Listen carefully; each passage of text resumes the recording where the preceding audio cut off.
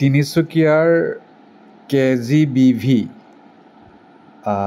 স্কুলৰ যিটো সমগ্ৰ শিক্ষা অভিযানৰ আণ্ডাৰত হয় তাত কিছুমান পদ খালী হৈছে। কস্তুৰবা গান্ধী বালিকা বিদ্যালয় তিনিচুকীয়া ডিষ্ট্ৰিক্টত আছে। পিয়ৰলি কণ্ট্ৰেকচুৱেল চাকৰি 11 মাহৰ কাৰণে। ৰেচিডেঞ্চিয়েল চাকৰি হয়, আপুনি তাত থাকি ল'ব লাগিব। স্কুলত হোষ্টেল কেম্পাছ থাকিব।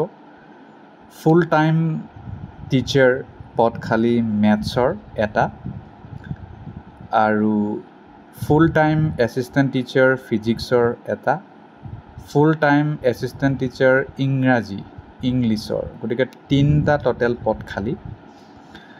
শিক্ষাগত অৰ্হতা মাষ্টাৰ ডিগ্ৰী লাগিবই, মেথছত, ফিজিক্সত, ইংৰাজীত ৰেচপেক্টিভলি, আৰু লগত BEd ৰিকগনাইজ বিশ্ববিদ্যালয়, লগত higher secondary TET qualification.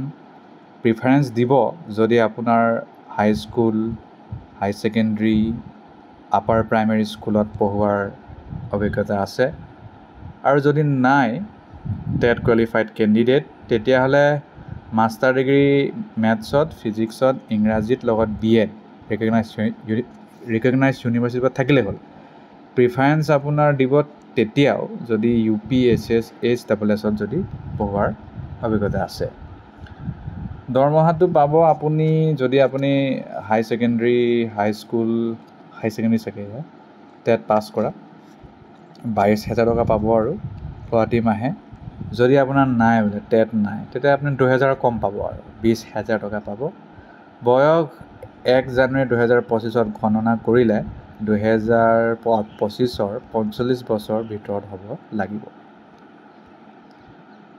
Female কেণ্ডিডেটহে apply কৰিব পাৰিব দেই। All positions are reserved for female candidates. All positions are reserved for Assamese medium candidate. Asomiya মাধ্যমৰ স্কুলৰ ছোৱালীয়ে এপ্লাই কৰিব পাৰিব। আৰু যদি টেট কেণ্ডিডেট নথকা ছিলেক্টেড হয়, তেতিয়াহ'লে তেওঁলোকে টেটটো এপ্লাই কৰিব লাগিব, মানে পাছ কৰিব লাগিব পিছত। তাৰপিছত আপুনি যদি ছিলেক্ট হয়, এগ্ৰিমেণ্টত চাইন কৰিব লাগিব। কেনেকৈ এপ্লাই কৰিব লাগিব? যিয়ে KGBV স্কুলতে চাকৰি কৰি আছে এপ্লাই কৰিব নালাগে। আৰু এটা কেণ্ডিডেটে এটা পষ্টৰ কাৰণে কৰিব পাৰিব। আৰু প্লেইন পেপাৰতে আপুনি এপ্লিকেশ্যন এখন লিখিব লাগিব। Name of post applied for সেইটো লিখিব লাগিব।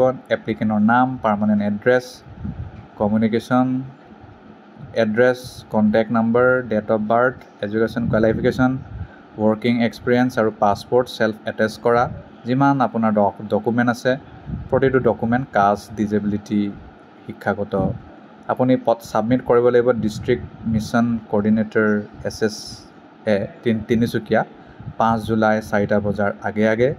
আৰু ওপৰতে লিখি দিব দেই কি কাৰণে এপ্লাই কৰিছে, কোনটো পদৰ কাৰণে।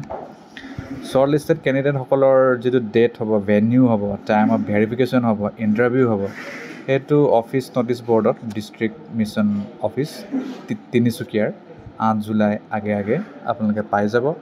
শ্বৰ্ট লিষ্টেড কেণ্ডিডেটসকলে ভেৰিফিকেশ্যনৰ কাৰণে আহিব লাগিব ইণ্টাৰভিউত। অৰিজিনেল ডকুমেণ্ট লৈ আপোনাক ছেপাৰেটকৈ কল লেটাৰ নিদিয়ে, TAD আপোনাক নিদিয়ে।